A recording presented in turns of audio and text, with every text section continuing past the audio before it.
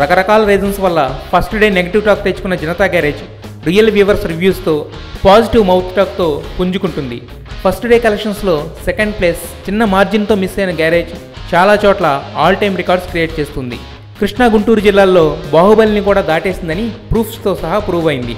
Class సినిమాలకు పట్టం కట్టి యూఎస్లో కూడా డిఫరెంట్ ఎమోషనల్ ఎంటర్టైనర్ అని పేరు రావడంతో గ్యారేజ్ ఓ రేంజ్లో కలెక్షన్స్ సాధిస్తుంది.